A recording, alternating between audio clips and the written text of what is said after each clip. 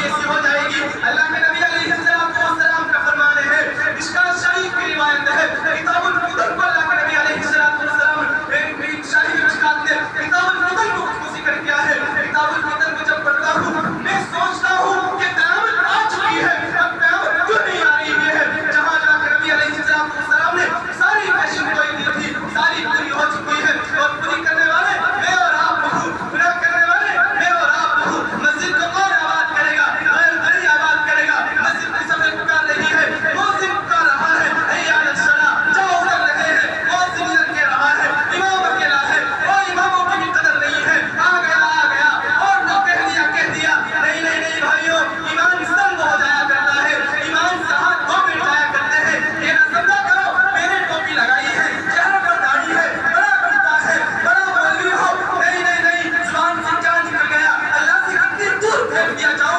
مجھے نہیں معلوم. اللہ کے نبی علیہ السلام نے فرمایا دو چیز کی ضمانت دے دو, سبھی زبان کی حفاظت کر لو. اللہ کے نبی علیہ السلام کی حدیث ہے, کتاب الفتن کی روایت ہے. اللہ کے نبی علیہ السلام نے فرمایا املک علیک لسانک ولیسعک بیتک وابکی علی خطیئتک. اللہ کے نبی علیہ السلام نے فرمایا زبان کی حفاظت کرو, زبان کی حفاظت کرو.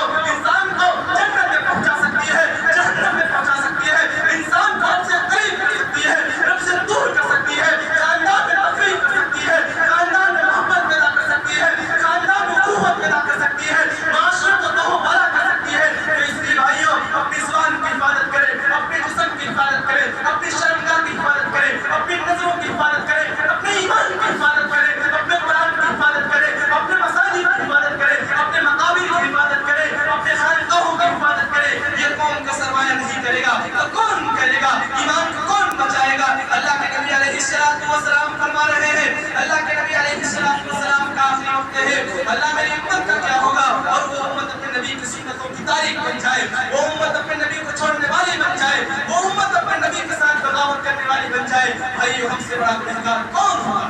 اس لیے آج آپ یاد اللہ کے ساتھ عہد کریں کہ انشاءاللہ آج ہم سب توبہ کریں گے اور رمضان مبارک کے مہینے کو بالکل عصمت کے ساتھ, احترام کے ساتھ اس کا استقبال کریں گے. بھائی کریں گے نا انشاءاللہ؟ پیچھے والے بھی بولتے بھائی بھائی کی آواز تو جاتی ہوگی. انشاءاللہ آپ لوگ رمضان مبارک کے مہینے کے روزے رکھیں گے کہ نہیں رکھیں گے؟